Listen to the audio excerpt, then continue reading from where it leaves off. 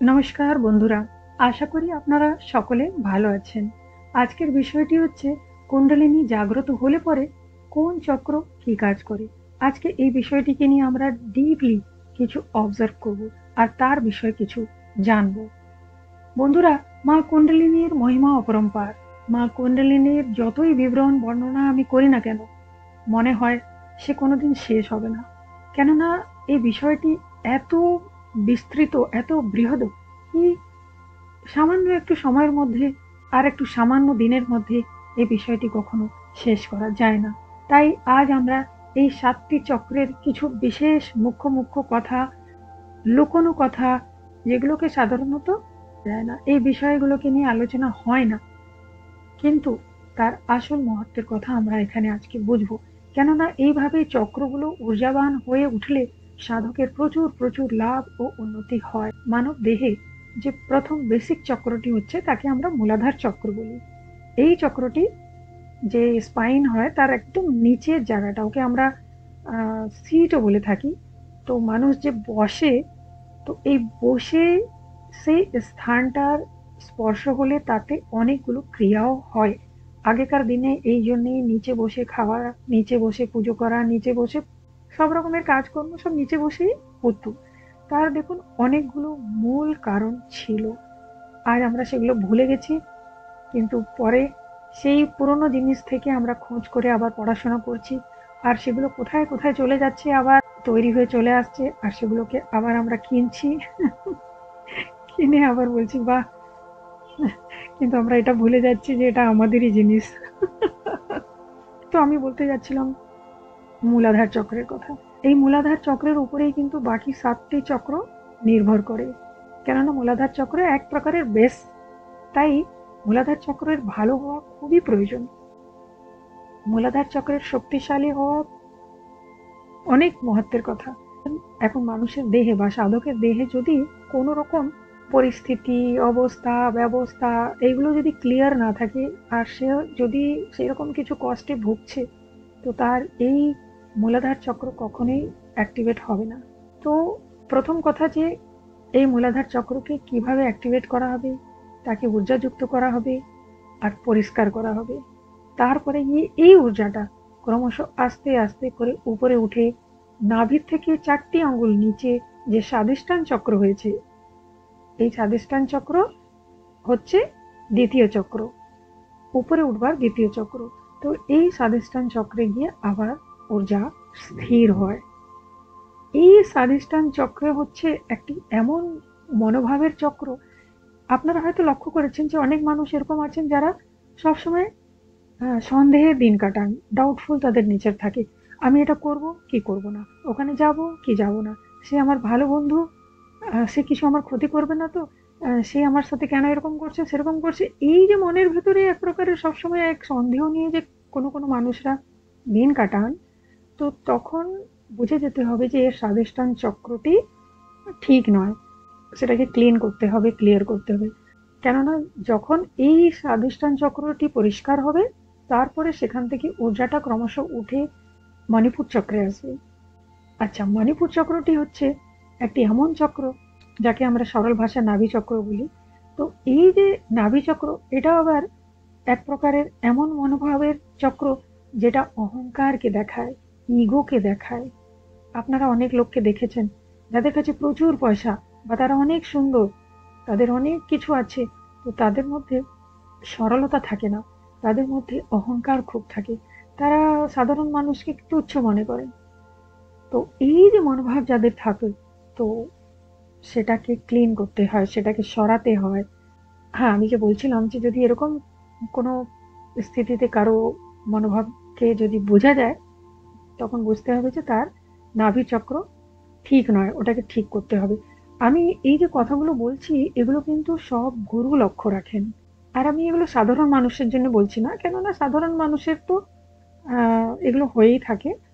কিন্তু যে এক সাধক যখন সাধনা পথে আসবে, ধ্যান সাধনাতে নামবে, কেননা ধ্যানের দ্বারাই এগুলোকে সব ঠিক করা হয়, তো তখন গুরু চাইবেন যে এই সাধক এক সুন্দর মনের মানুষ তৈরি হোক, এক সরল মনের মানুষ তৈরি হোক। তাই তাকে নানানভাবে টেস্ট করা হয়। আর সব থেকে বড় জিনিস, তার সাথে কথা বললে, তার হাবভাব দেখলে, তার চোখ দেখলে গুরু তো বুঝেই যান যে এর কোন চক্রটা ঠিক নেই, পরিষ্কার করতে হবে।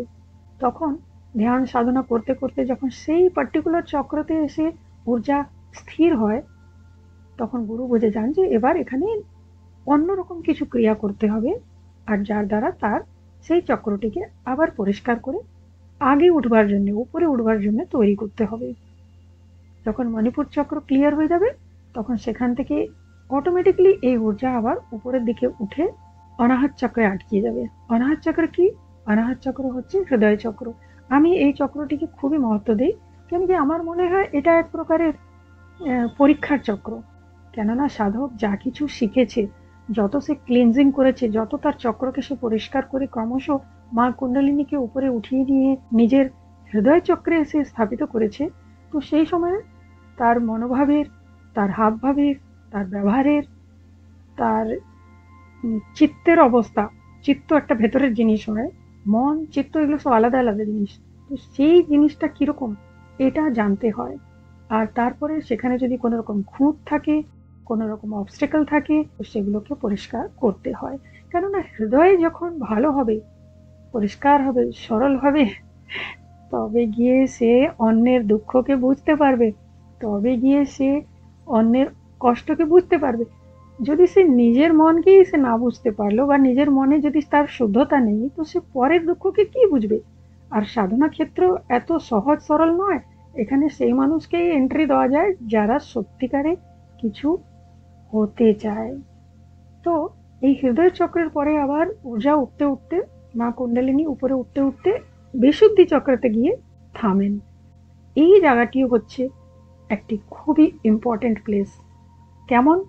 দেখতে গেলে তো প্রত্যেকটি চক্র ইম্পর্টেন্ট, কিন্তু সবার এক একটা কাজ আছে, একটা গুণ ধর্ম আছে, সেগুলোকে মেনটেন করে চলতে হয়। এই যে বিশুদ্ধি চক্র, এখানে মা সরস্বতীর স্থান। এখন আমরা এটা সবসময় শুনেছি যে মা সরস্বতী 24 ঘন্টার মধ্যে কোনো এক সময় সাধকের জীবে বা কোনো মানুষের জীবে এসে বসেন, আর সেই সময় মানুষ যদি জানতে অজান্তে কিছু এমন কথা বলে ফেলে যেটা ভালো কি মন্দ যাই হতে পারে, তো সেটা হয়েই থাকে। মা তখন তথাস্তু বলে দেন, আর তারপরে সেই কাজটা হয়ে যায়। তো সেটা ভালো হতে পারে, মন্দ হতে পারে, এটা খুবই রিস্কি। তো তাই জন্যে আহ, সাধকদেরকে বারণ করা হয় যে তোমরা কখনোই, কিন্তু এখানে আমি আরেকটা গভীর কথা বলবো, যে সাধক ধ্যান সাধনা করছে, তার কণ্ঠচক্রে মা সরস্বতী 24 ঘন্টা নিবাস করেন। তাই সাধককে নির্দেশ দেওয়া হয় যে তোমার মুখ দিয়ে কোনো সময় যেন কোনো কুবাক্য না বেরায়, কারোর জন্য খারাপ কথা না বেরায়, কোনো তুমি নিন্দা করবে না, গালাগালি দেবে না। যদি এসব করবে তো তোমারই ক্ষতি হয়ে যাবে। কেন? কেননা মা সরস্বতী তোমার জীবে বসে আছেন, তো উনি তো তোমারই প্রথমে তোমার উপরে অসন্তুষ্ট হবেন। তো তুমি যে সাধনা করে, ধ্যান সাধনা করে যে তুমি উপরে উঠছো, তুমি যে আরো উঁচুতে যেতে চাইছো, তো মা তো এখানেই অসন্তুষ্ট হবেন তোমার উপরে, তাহলে তুমি উপরে উঠবে কি করে? তাই না? তো এই সব যে গভীর কথাগুলো, এগুলো সাধককে জানিয়ে দেওয়া হয়।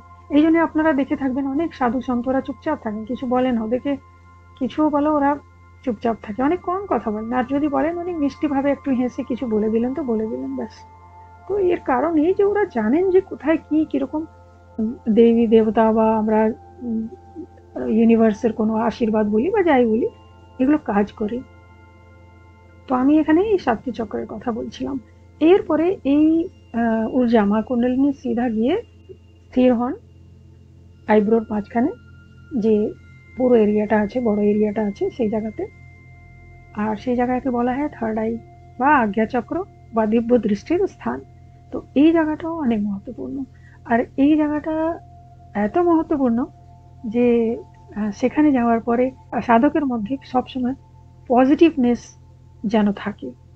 সাধককে নেগেটিভ কথা ভাবতে নেই, নেগেটিভ চিন্তা করতে নেই, সবসময় সে নিজেও পজিটিভ হয়ে থাকবে, তার চিন্তাধারাও যেন পজিটিভ হয়ে থাকে। কেননা তাকে অনেক কিছু বুঝতে হবে, জানতে হবে, সামনে যে আসবে তার কথাও জানতে হবে, যে দূরে আছে তার কথাও জানতে হবে, এগুলো অনেক রকমের সাধনা থাকে। আর তাই সাধককে অনেক সামলে চলতে হয়। তো এই আজ্ঞা চক্রটি হচ্ছে অনেক ভ্যালুয়েবল। এরপরে মা কুণ্ডলিনী আস্তে আস্তে উপরে উঠে গিয়ে সহস্রার চক্রে স্থির হন।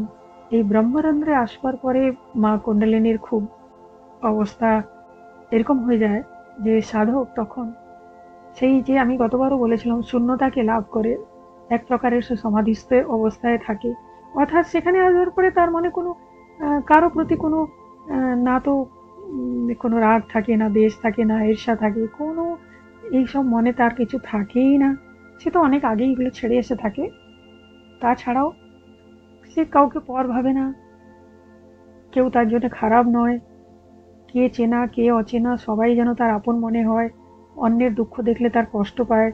সে মানে একটা অন্য লেভেলেরই সাধক হয়ে যায়। তো এই উচ্চ স্থানে আসবার জন্য সাধক যে কত কষ্ট কত চেষ্টা করেছে, আর তবে গিয়ে মা কুণ্ডলিনী মূলাধার চক্র থেকে আস্তে আস্তে সহস্রার পর্যন্ত আসেন। তবে হ্যাঁ, আমি একটা কথা এখানে স্পষ্ট করে দিই যে সহস্রার চক্র আসা এত সহজ নয়। এক সাধক কত কিছু কষ্ট করলে তবে গিয়ে এক উচ্চ স্থানে পৌঁছাতে পারে আর সফল হতে পারে।